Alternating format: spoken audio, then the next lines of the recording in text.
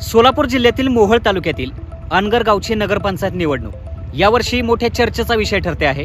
कारण गेल्या कित्येक वर्षापासून ही नगरपंचायत बिनविरोध होत असते।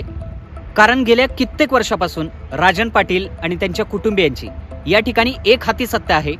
त्यामुळेच अनगरची नगरपंचायत निवडणूक प्रत्येक वेळी बिनविरोध होत असते। मूळचे राष्ट्रवादीचे असलेले राजन पाटील यांनी काही दिवसांपूर्वीच अजित पवारांच्या राष्ट्रवादीला सोडचिठ्ठी देऊन भारतीय जनता पार्टीमध्ये जाहीर प्रवेश केला होता। मात्र यावेळी राजन पाटील यांच्या सत्ता साम्राज्याला आव्हान देत अजित पवार गटाच्या उज्ज्वला थिटे यांनी निवडणुकीचा फॉर्म भरला होता। मात्र त्यांचा फॉर्म बाद झाला आणि अनगरची नगरपंचायत निवडणूक पुन्हा एकदा बिनविरोधात झाली।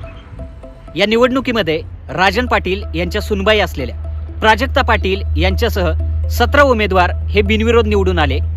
ज्येष्ठ नेते राजन पाटील यांच्या पॅनलनं या निवडणुकीमध्ये बिनविरोध विजय मिळवला।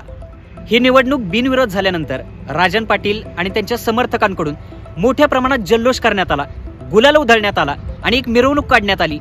या मिरवणुकीमध्ये राजन पाटील यांचे चिरंजीव असलेले बाळराजे पाटील यांनी थेट राज्याचे उपमुख्यमंत्री असलेले अजित पवार यांना एकेरी भाषेत उल्लेख करत चॅलेंज दिलं। त्यांनी बोटं नाचवत अजित पवारांना आव्हान देताना म्हटलं, अजित पवार, नाद करायचा पण अनगरकरांचा नाही। हा व्हिडिओ सोशल मीडियावरती व्हायरल झाला आणि त्यानंतर काहीच तासामध्ये टीकेचा अक्षरशः बाजार उठला। रोहित पवार यांनी देखील ट्विटरवरती पोस्ट करून राजन पाटील आणि त्यांच्या मुलांच्या या कृतीचा जाहीर शब्दात निषेध केला।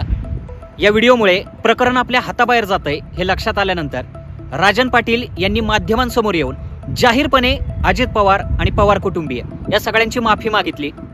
राजन पाटील म्हणाले की माझ्या मुलाच्या तोंडून भावनेच्या भरात कळत नकळत जर काही अपशब्द गेले असतील तर ते जायला नको होते। त्याबद्दल मी अजितदादा आणि पवार कुटुंबियांची दिलगिरी व्यक्त करतो। माझी विनंती आहे की हा विषय इथंच थांबवावा। मोठ्या साहेबांचे आमच्या कुटुंबावरती प्रचंड उपकार आहेत। अजितदादांनी पार्थ आणि जय सारखंच बाळराजेंना सुद्धा पदरात घ्यावं, अशा शब्दात राजन पाटील यांनी माध्यमांसमोर येऊन अजितदादा आणि पवार कुटुंबीय या सगळ्यांची माफी मागितली। खरं तर अजितदादांचा स्वभाव आणि त्यांचं राजकारण संपूर्ण महाराष्ट्राला माहिती आहे। शरद पवार हे न सांगता काटा काढतात तर अजित पवार सांगून काटा काढतात।